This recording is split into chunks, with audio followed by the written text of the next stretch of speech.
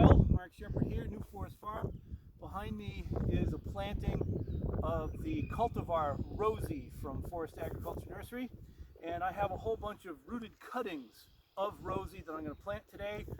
And whether you're using rooted cuttings or transplants, there's a couple of simple rules with digging the hole.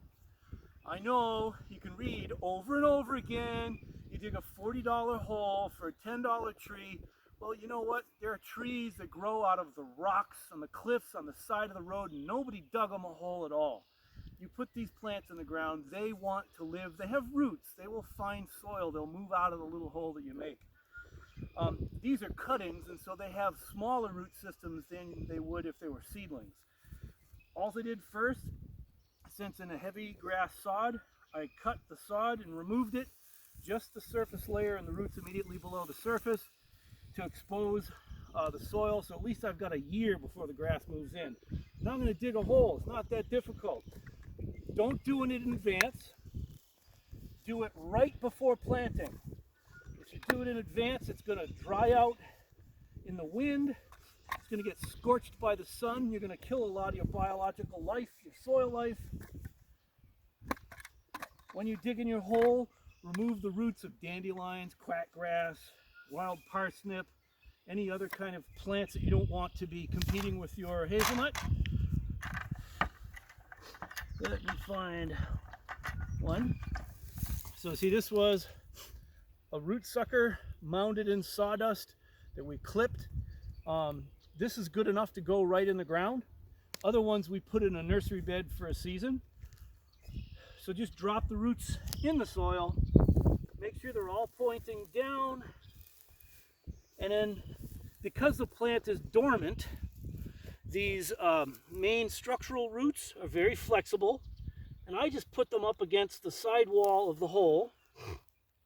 Make sure everything's pointing down.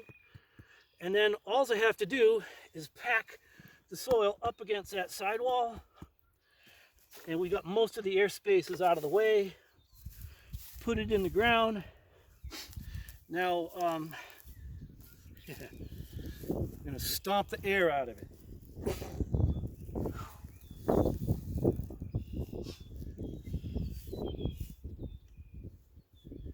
Since I stomped here, I know the roots are there. There's a little shelf of undisturbed soil here.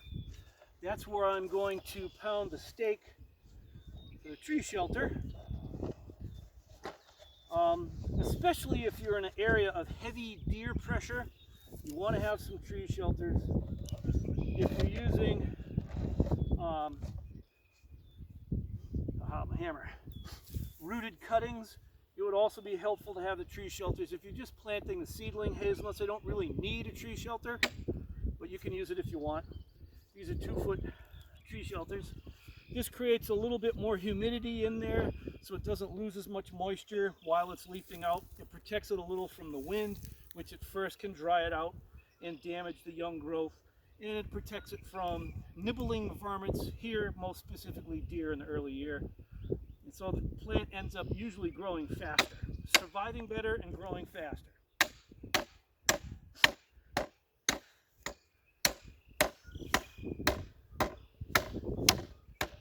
Once the stake is securely fastened, push the tube down, put dirt around it so mice don't get in. If it's a 5-foot tree tube, put a hairnet over it so bluebirds don't go down inside. And there you have it. That's a well-planted hazelnut. How long did that take? 4 minutes, 10 seconds. 4 minutes, there you go.